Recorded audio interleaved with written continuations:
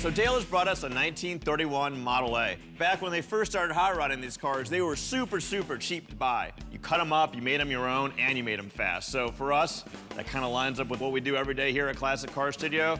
It's also a great piece of hot rodding history. When Speed is the New Black first started airing in 2017, its creators had high hopes for it. And why would they not? The show had everything needed to be a blockbuster. First off, it had the backing of the Velocity Network, so it was going to be shown on screens all across America. Secondly, it had an amazing name. We mean, Speed is the New Black is a name that makes you sit up. You would naturally want to hear what the show was talking about, despite it being a blatant ripoff of the show Orange is the New Black. The name of the show instantly calls your attention. And thirdly, it's a show about cars. We don't mean this to be condescending about car shows in general, but it's very difficult to get a car show wrong. You actually have to work rather hard at failing at a car show. You don't only have to work hard at it, you also have to be very imaginative too. That's because cars are such interesting subjects. All you really need to do is get a crew of gifted mechanics and get them to work on rare and interesting cars, and voila, you have got your successful car show. This is a formula that has worked hundreds of times before. It worked for chasing classic cars, it worked for counting cars, it even worked for American Chopper until the feud between Paul Tuttle and his son blew the entire gig apart. And yes, it also worked for Fast and Loud, and even Pimp My Ride, if you can see through all the scripts and fake sob stories. But for some reason, it did not quite work for Speed is the New Black. Despite having a multitude of things going for it, Speed is the New Black only lasted for about 2 seasons and never really got mainstream appeal. Yes, the show became quite popular on Velocity Channel, but it never really had any appeal outside that main core of fans. Okay, we derailed a bit. Let's go back to what we definitely know about car shows. Now, here's one more thing you need to know about car shows. The ability and pedigree of the person presenting the show matters a lot. While a lot of car shows simply just cast a good presenter to be the host of the show, a lot of them go through great pain to find someone who knows a lot about cars and is also charismatic enough to get people interested in the show. To solve this problem, many car shows just cast popular presenters who already love cars. That's what shows like Top Gear did, and it worked out well for them. However, Speed is the New Black did not think that this was necessary. That is why the show is hosted by Noah Alexander. Now, don't get us wrong, Alexander is not an awful host. In fact, he's probably better at being a presenter than many presenters on some of the popular car shows right now. However, what Alexander does not have is star power. He's not popular by any means, and is probably the least popular presenter on any car show literally anywhere. So, you can see that when Speed is the New Black started airing in 2018, it basically had its work cut out for it. First off, it had to win mainstream appeal outside Velocity Channel. It had to manage to satisfy the curiosity that came with its interesting name, and Alexander had to find a way to win over the viewers of the show really quickly.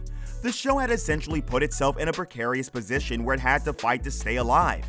When the first episode of the show aired in 2018, it was already on the path of being cancelled. However, that did not come after the second season of the show. Interestingly, when the show aired on Velocity Channel, it quickly became the channel's most watched freshman series. It appeared that Speed is the New Black had won its presenting problem and was having a pretty decent time as a new show. Even Alexander's star problem was getting solved because of just how good he was as a presenter. As the owner of Classic Car Studio, St. Louis, he was able to give off that amazing charm that comes natural to the very best presenters. The job of Alexander on the show was simple. He and his employees at the car studio essentially just reworked and customized the classic cars of their clients. Every episode was based on customers bringing interesting cars that need a repair or customization to the car studio. The show scored high marks on the car front too. The cars brought to the show were interesting classics that were very rare. For example, one client once brought a 1957 Chevy Nomad wagon. Another even brought in a 1974 F100. There was even a 197 BMC Mini Cooper. Despite the fact that the show was very low on drama and over-the-top modifications, people loved it. We mean, it would have been way easier for the showrunners to plan the success of the show around building outrageous vehicles like West Coast Customs. Who would not want to have a jacuzzi in their glove compartment, right? The drama-free aspect of the show is also a shock to many fans. While people may regard many reality TV shows as actual reality TV shows, many of them are not really what they say they are. In fact, too many of those reality TV shows have elaborate scripts to follow. Some of the more obvious examples include Pimp My Ride, West Coast Customs, and even American Choppers. So, if Speed is the New Black ended up being such a good show, why did it only have 2 seasons? Even if it did not have mainstream appeal, the approval it got from thousands of fans should have let it continue airing, right? Right? Well, that's just not how it works. Before we dive into the reason why there's no new season of Speed is the New Black, we need to talk about an obvious misconception. In 2017, the first season of Speed is the New Black aired. In 2018, the second season hit the airwaves, and there has been no season ever since then. That's the status of Speed is the New Black.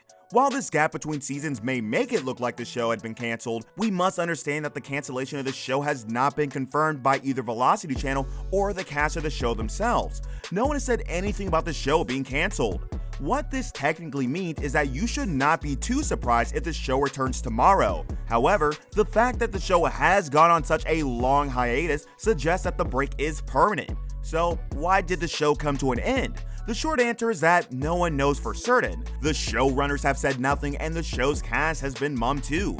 However, 2 theories could explain the reason why the show's now inactive. The first is that the theme of the show did not align with the vision of Velocity Channel. If you regularly watch the channel, you would understand that there are a lot of other car shows like Speed is the New Black airing. However, Speed is the New Black is rather different from all those shows. The first and perhaps the most obvious difference between Speed is the New Black and all the other shows on the channel is that Speed is the New Black does not exaggerate.